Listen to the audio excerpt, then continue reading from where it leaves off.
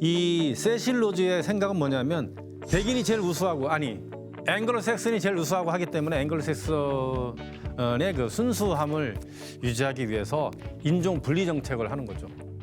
이게 뭐냐면 이게 아파르트 헤이트입니다. 아파트잖아요, 어파트 분리하다. 그러니까 자신들이 민족보다 남들은 다 미개하고 없어져도 상관없다고 생각하는 그런 사람들이죠. 그럼 그 다이아몬드나 금 같은 거는 이런 그 백인들만 소유를 해야 되기 때문에 흑인들은 저 멀리 아주 시골 촌구석에 깡통집을 만들어서 살게 합니다. 쉐크라고 해서. 집이 한 100채, 쉐크라는 게 한 100채 정도 있잖아요. 길게 줄 서 있어요, 사람들이 화장실 가느라고. 어마무시하게 이제 핍박받는 그런 생활을 해왔던 사람들이 남미에 살던 그 사람들입니다. 예. 아파르트 헤이트는 1994년도에 넬슨 만델라가 대통령이 되고 나서 사실은 사라졌죠.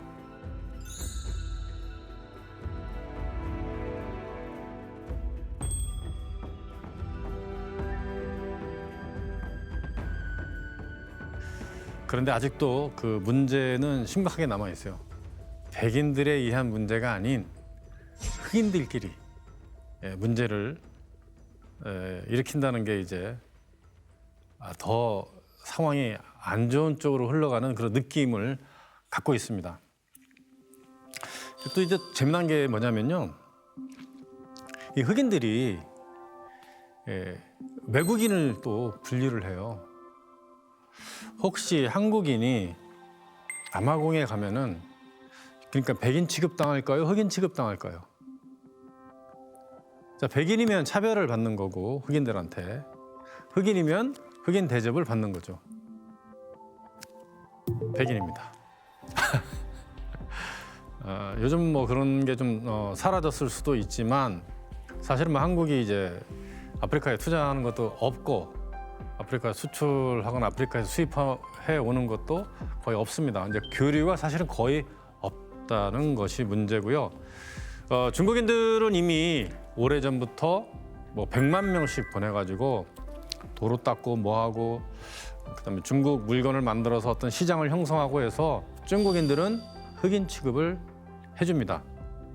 취급이라는 말은 좀 어감이 좀 안 좋은데 흑인 대접을 해줍니다. 물론 지금은 이제 문제가 많죠. 중국 자본이 가져와서 만들어 놓은 도로라든가 이런 공공 시설물들이 그 상태가 별로 안 좋습니다. 사후 처리가 굉장히 골칫거리로 이렇게 남겨놓고 있는 그런 상황이기도 하죠. 한 10년이 좀 넘었나요? 영화가 나온 적이 있는데 디스트릭트 9이라는 이런 영화가 있습니다. 남아공에서 만들어진 영화죠. 특히 케이프타운에 있는 그 빈민촌을 중심으로 해서 만들어진 그런 영화인데 제 그림에서 보면은 이제 꼭 요하네스버그에서 만든 것 같은 그런 느낌을 받습니다.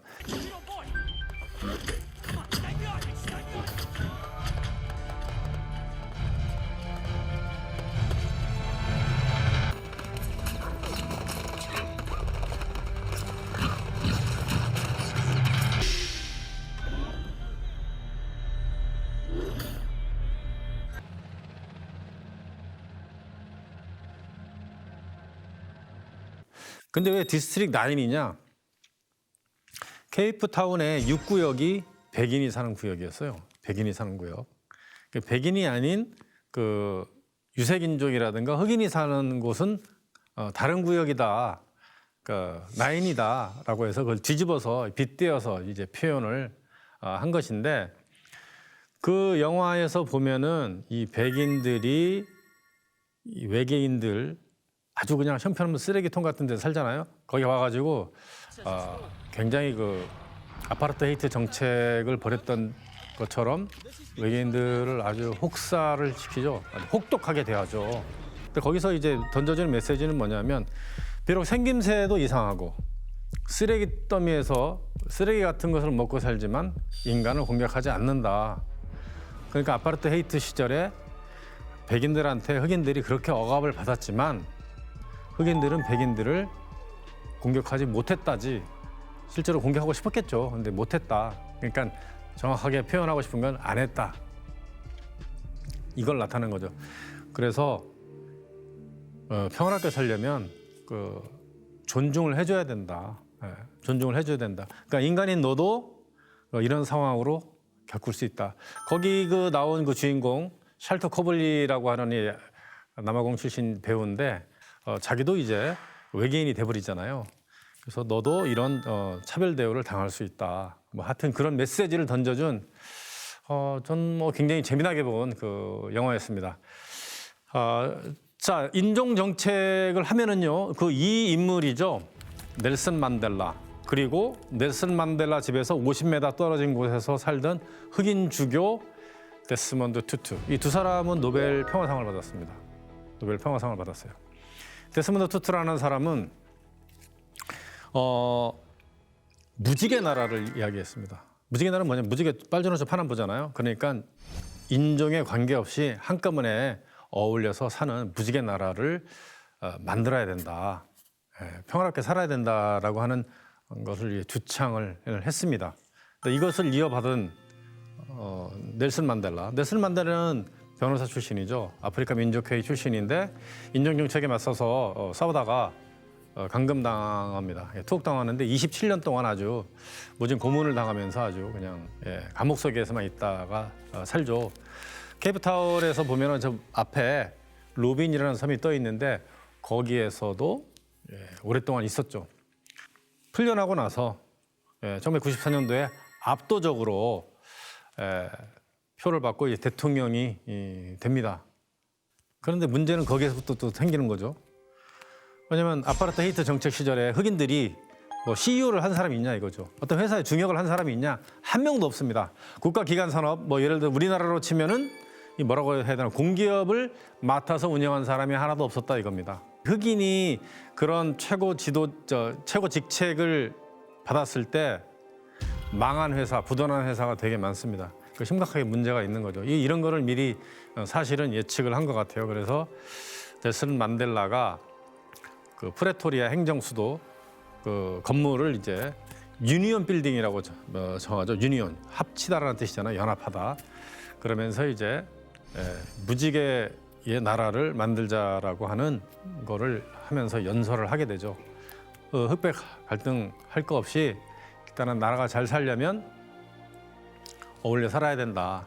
그러니까 쉽게 얘기하면 그거죠. 야, 흑인 우리 진짜 정권 잡았는데 야, 우리 뭐 하는 사람 있어? 없잖아. CEO 한 사람 있어? 저 회사 주면은 할 수 있어? 못 하는데 실제로 이제 그 상황이 발생한 거죠. 그러다가 이제 다시 백인들이 들어와요. 지금 백인들이 들어와서 같이 이제 운영을 하고 있습니다. 그런데 문제는 뭐냐면 흑인들이 받아서 이미 운영하고 있는 이런 것들이 문제가 좀 많이 생기기도 했지만 특정인들한테 부와 권력이 다 집중이 되다 보니까 아파르타헤이트 시절하고 비슷한 그런 상황이 발생한 거죠. 흑인 간의 빈부의 격차와 이 차별이 너무 심해진 거예요. 아파르타헤이트는 이제 또 다른 아파르타헤이트가 된 거죠. 인종 분리가 아니고 차별이 돼버린 겁니다. 이게 지금 아프리카, 특히 남아프리카 공화국의 가장 큰 문제점이죠. 다른 나라도 비슷한 상황입니다. 왜냐, 아프리카라는 땅에 있는 사람들이 이 부족의 부족장을 중심으로 해서 이렇게 알아서 그냥 살던 곳인데 국경이 없잖아요.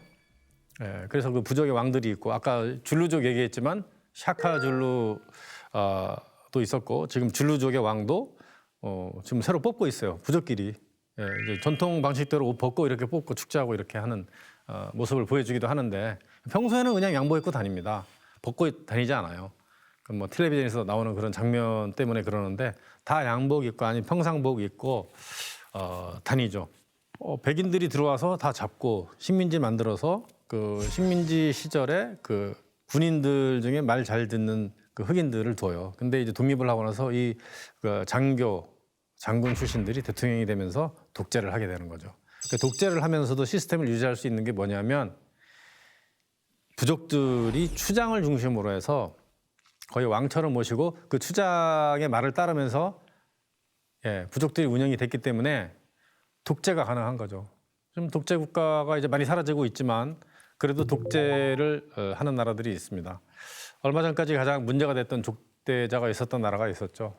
남아공 바로 위에 짐바브웨 로버트 무가베라고 아주 지독한 독재자, 거의 한 50년 동안 독재를 하다가 이제 독재를 놓고 뭐 얼마 전에 죽었나 하여튼 정확히 모르겠습니다. 그래서 지금 남아공의 문제가 하여튼 그런 것들이 이제 산재가 되어 있고요. 골치 아픈 문제죠. 골치 아픈 문제죠. 그래서 무지개 나라로 해서 살자 이런 쪽으로 이렇게 하고 있습니다. 사실은 역사적으로 역사책을 들춰봤을 때 여러 민족이 같이 어울려서 살고 그 민족의 전통을 유지하고 그 민족의 종교를 인정했을 때 대제국이고 잘 살았던 그런 경우가 많았습니다. 뭐 예를 들어서 페르시아 제국, 36개 국가가 한 그 제국 내에서 이렇게 평화롭게 살았었고요. 로마 그랬죠. 로마가 이제 다신교였고 아주 다양한 민족들이 있었잖아요. 로마가 그랬고요. 또 중국에서 당나라가 그랬다는 이야기를 하고 있습니다. 그다음에 네덜란드죠. 네덜란드가 이 세계 최초로 어떻게 보면 상업 제국을 만들었죠. 왜냐하면 거기는 이제 종교 박해를 피해서 도망온 사람들이 되게 많았잖아요. 뭐 유대인도 있고 아니면 이제 그 이슬람에서 기독교에 개종했다고 온 사람들도 있고 여러 사람들이 와가지고 그 상업 제국을 이루고 했던 그런 경력이 있기 때문에 아프리카도 그런 쪽으로 가려고 지금 하고 있습니다. 하여튼 넬슨 만델라는 이 대통령이 되고 나서 그런 정책을 펴면서 전 세계 각국으로부터 상을 받습니다. 250개의 상을 이제 받게 되죠. 뭐 물론 노벨상도 받고요. 그래서 남아공 월드컵이 일어나기 직전에 넬슨 만델라가 사는 집에 갔을 때 그 골목만은 깨끗하게 잘 정리가 되어 있었고요. 그 주변의 일대, 그 옆에 데스몬드 투투 대주교 집도 잘 남아 있었습니다. 아까 세실 로즈가 다이아몬드 광산을 거의 다 차지했었잖아요. 드비어스사를 만들고, 그러니까 이제 사고, 그 드비어스사를 중심으로 해서 이 전 세계 다이아몬드를 이제 석권해 나가는 그런 정책을 펴니다. 다이아몬드는 진짜 희귀하고 아니면 다이아몬드는 정말 귀한 보석일까? 사실은 이제 보석도 아니었죠. 다이아몬드에 대해서 정의를 내리는 것이 이렇습니다. 공업용으로 단단하기 때문에 공업용으로 뭔가를 뚫거나 자르거나 하는 용도 이외에는 별 쓸모가 없다. 탄소 덩어리잖아요. 탄소 덩어리잖아요. 사실 뭐 루비, 사파이어 뭐 이런 것들이 가공하면 더 멋있고 예쁘잖아요. 사실은. 그러면 다이아몬드가 왜 이렇게 사람들이 환장하게 했을까? 이건 드비어스사의 전략입니다. 정치인, 연예인, 영화배우, 연구광실, 유명 잡지 이런 걸 이용해서 광고를 엄청나게 많이 했어요. 그 광고의 모토가 뭐냐? Diamond was forever. 다이아몬드는 영원하다. 그래서 순수, 순결, 사랑, 뭐 명예 이런 것이 다이아몬드가 갖추고 있는 것이다 라는 최면을 전 세계인들한테 걸어놔서 우리도 지금 다이아몬드 하면 순수해, 뭐 밝아, 깨끗해, 뭐 이렇게 생각을 하고 있다라는 거죠. 결정적으로 그 007 영화 중에서 다이아몬드는 영원하다라는 영화가 있습니다.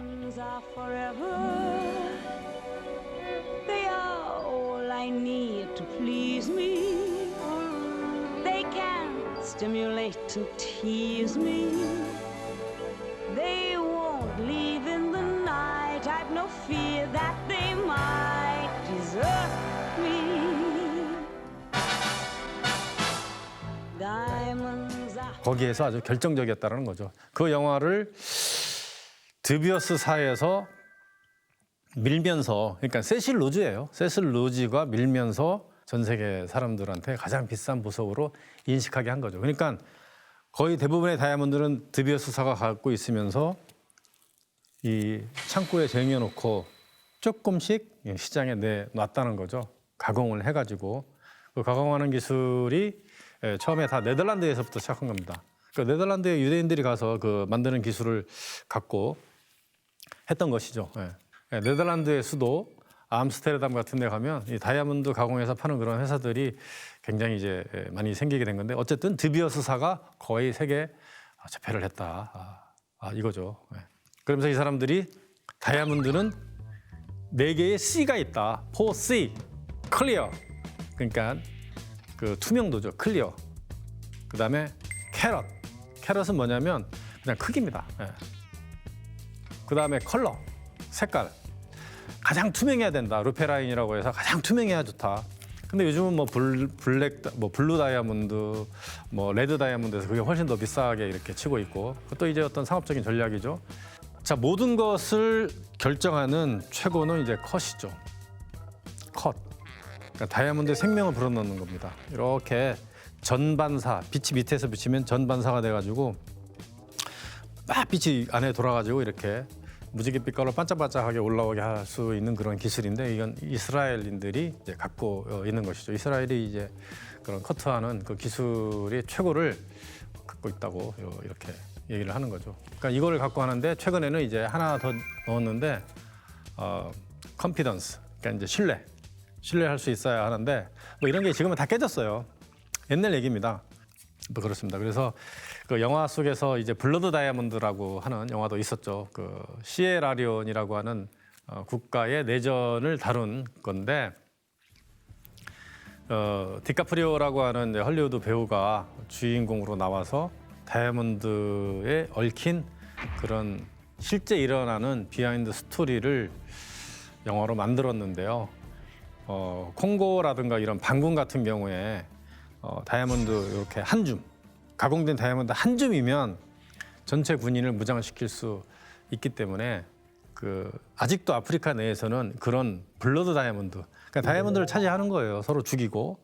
그래서 이걸로 이제 무장을 해서 서로 이제 반군끼리 이제 정부하고 반군끼리 싸우는 이런 것들을 하는 것들이 아직까지 이제 존재한다는 것을 이제 보여주는 것이죠. 자, 마지막으로 남아공의 상징이 뭘까? 남아공에는 이제 우리하고 전혀 다른 이제 환경이다 보니까 특히 또 남반구구에서 우리한테 없는 어떤 꽃, 동물은 뭐 말할 것도 없고요. 뭐 코끼리, 사자, 뭐 얼룩말, 타조 이런 거 막 보입니다. 그냥 사람 사는 데 보이는 건 아니고 이 국립공원 비스무리한 동네에만 가도 이제 막 다니죠. 그래서 그거를 보러 가는 사람들도 굉장히 많은데 이 스프링복이라고 있어요. 이렇게 평평평 영양류인데 평평 튀어요. 이제 제자리에서 뭐 한 2m씩 팍팍 튑니다. 이렇게 평평. 아프리카가 이제 발전하고 뛰어오르라는 의미로 스프링복이 이제 상징 동물이고요. 그리고 남아공 남쪽 그 시망봉 있는 그 지역에만 나오는 식물이 있습니다. 킹 프로티아라고 해서요. 우리나라 말로는 용왕꽃이에요. 용왕꽃. 네.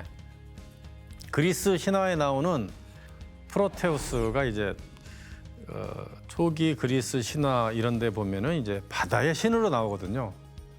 뭐 나중에는 무슨 포세이돈의 아들이다, 뭐 자식이다 이렇게 하는데 어쨌든 바다에 신의 이름을 붙였습니다. 바닷가 근처에 자라는데 이 프로티아 종류가 많기도 많지만 한 1,600 종류입니다.